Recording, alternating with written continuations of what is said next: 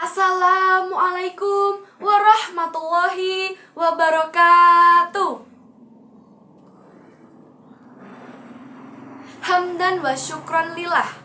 Alhamdulillah, alhamdulillahirabbil alamin. Alhamdulillahilladzi alamal bil qalam, alamal insana ma lam ya'lam. Assalatu wassalamu ala asrofil anbiya'il wal mursalin wa ala alihi wa ashabihi ajma'in amma ba'du. Pertama-tama, marilah kita panjatkan puja, puji, dan syukur kepada Allah Subhanahu wa Ta'ala karena atas berkah, rahmat, serta hidayahnya sehingga saya dapat mengikuti lomba pidato pada siang hari ini dalam keadaan sehat walafiat, tak kurang satu apapun.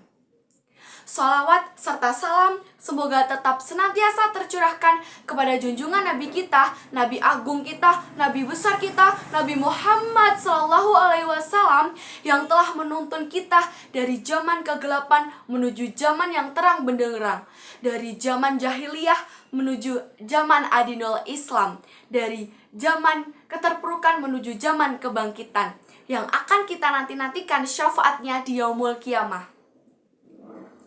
Hadirin yang saya hormati, perkenalkan saya Ima Kusumaningrum. Berdirinya saya di sini akan membawakan sedikit pidato tentang perintah menuntut ilmu. Dodo tiro, kumiter bedaheng pinggir, tondo mono, culumatono, kanggo sepo mengko sore, mumpung padang rembulane, mumpung jembar kalangane, yo suraiyo.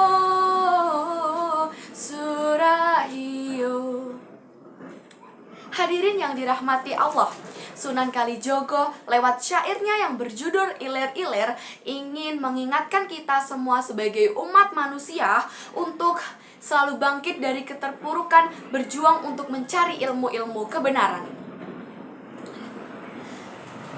Bapak Ibu Dewan Juri yang saya hormati, kita semua makhluk manusia ini didatangkan di bumi dalam keadaan tidak berilmu.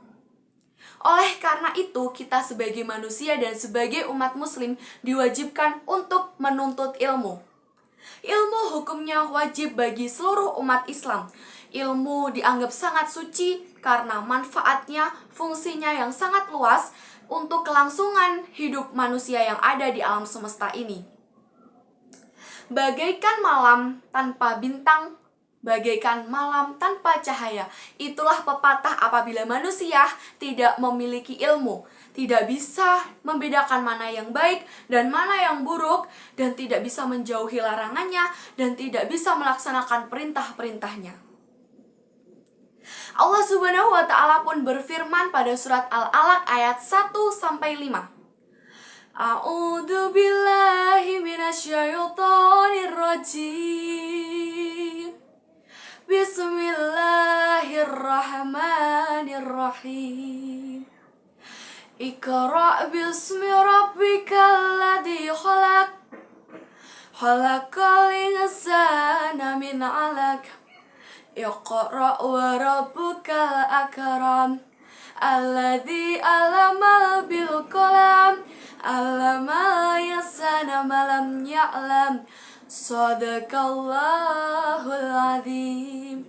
Bacalah, bacalah, dan bacalah.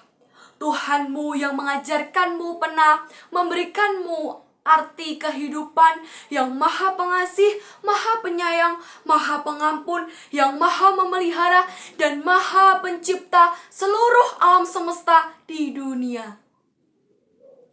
Lalu Kak, bagaimana sih cara menuntut ilmu itu? Pertama, tuntutlah ilmu kepada guru. Karena guru adalah sebaik-baiknya sumber ilmu.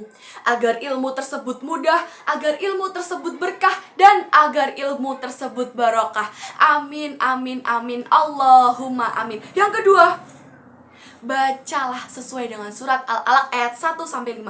Bacalah, bacalah, dan bacalah. Membaca apa kita, Kak? Membaca kitab-kitab Al-Quran, membaca buku-buku. Karena buku adalah jendela ilmu dan karena kitab adalah jendela dunia. Dengan membaca, kita dapat meningkatkan keterampilan kita, wawasan kita, pengetahuan kita, kecerdasan kita. Melatih kita berbicara, berpikir, dan bertindak. Serta dengan membaca dapat menjauhkan yang dekat. Contohnya, kita membaca kisah-kisah Fir'aun. Kita boleh membaca kisah-kisah Fir'aun. Kita boleh membaca dengan serius kisah-kisah Fir'aun. Boleh membaca, meneladani, dan mengamalkan di dalam kehidupan kita sehari-hari. Memilih yang mana dan mengambil yang buruk. Tetapi kita tidak boleh serius dengan Firaun. Kalau mau serius menjadi imamku saja, ada yang mau.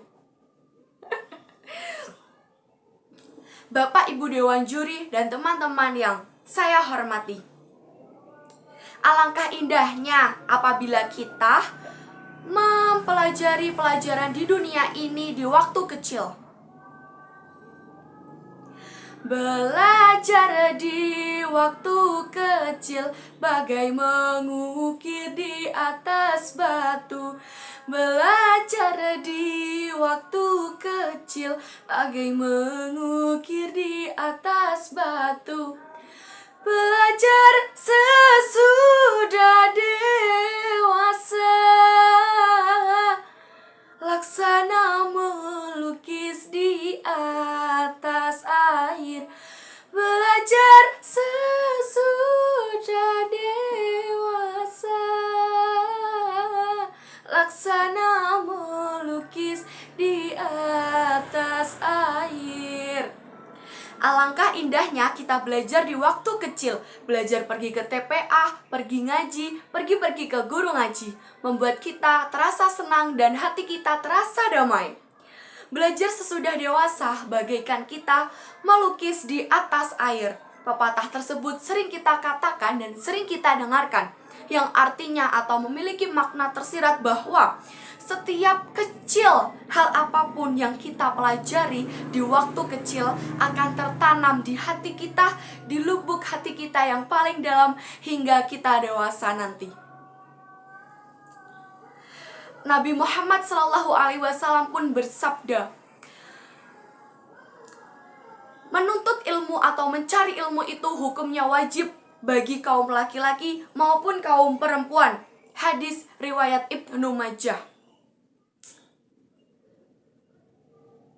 Imam Syafi'i pun mengatakan bahwa barang siapa yang menginginkan dunia, hendaklah dengan ilmu. Barang siapa menginginkan akhirat, hendaklah dengan ilmu. Dan barang siapa yang menginginkan dunia dan menginginkan akhirat, hendaklah dengan ilmu. Maka selagi kita masih hidup, selagi kita masih diberikan kesempatan, selagi kita masih memiliki waktu, memiliki tenaga, dan memiliki pikiran, kita masih diberikan kesempatan untuk bernafas, untuk berbicara, untuk bergerak, dan untuk berjalan. Jangan sekali-sekali merasa bosan dalam menuntut ilmu. Bang Ucup pergi ke Mekah. Cukup sekian, semoga berkah.